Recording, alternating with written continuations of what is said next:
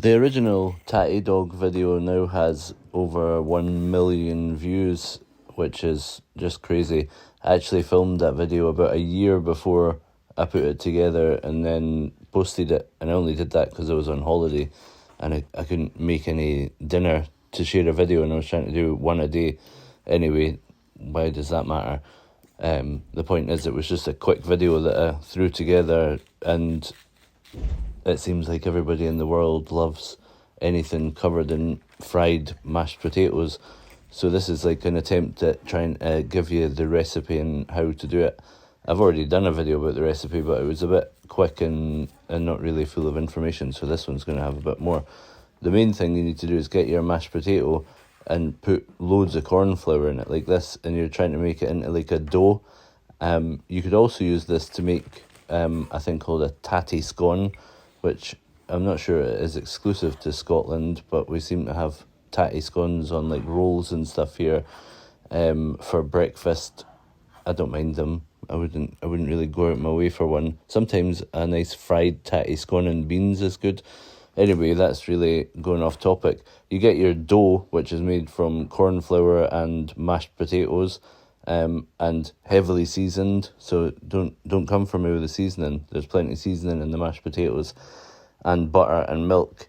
And these were actually left over, so they were in the fridge overnight, and then took them out the next day and just added in the corn flour and a wee bit of milk to get it going. And also the mince from the mince and tatties was left over as well. I made far too much, so I just kept that. Usually I'll make a toasty out of it, but I thought I'd treat everyone on here to making some more Tattie dog inspired recipes. This one, as you can tell, is a mince and tattie dog.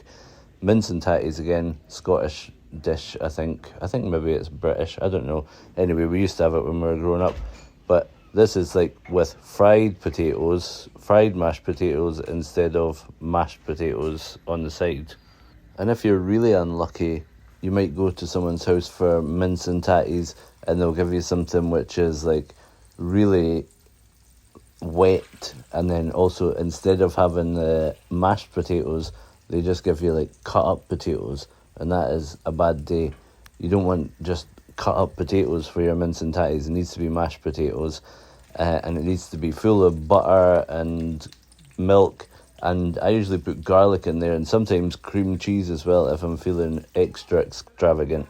This doesn't have cream cheese in it, but it has been done, so maybe I'll try it with cream cheese, but I think it would probably burn. Anyway, once you've got them wrapped up in a nice sausage, and you've got your mince filling, and you've got your tatties round it, and you've squeezed out all the air and made sure the tatties are sealed. One of them broke because the tatties was a bit like brittle. Not brittle, it was just falling apart. It was too dry, I think. Should have had more milk in it. Anyway, one of them broke, so I ended up with 3 instead of 2, and that's fine by me. Then you're going to fry them, and the most important thing when you're frying something like this, you could deep fry them, but I don't have, firstly, I don't have a pot that I want to use for deep frying, and also the oil just gets wasted, so I just do shallow frying now. You need to make sure the temperature is like good. You don't want it too hot or you'll just burn them, and you don't want it too cool or they'll just get like soggy. You've got to clean up your mess as well. You don't want them being just soggy and full of oil, so you need to make sure that the oil is a good temperature before you put them in. And then, if you're any good and you've had a good look at this video and you've tried your hardest, you might end up with something like this. Look at that little bit of fried broccoli there. That was amazing. I love fried vegetables, actually. It's probably not the healthiest way to eat vegetables, but they taste amazing. Deep fried broccoli, that's one of my favourites.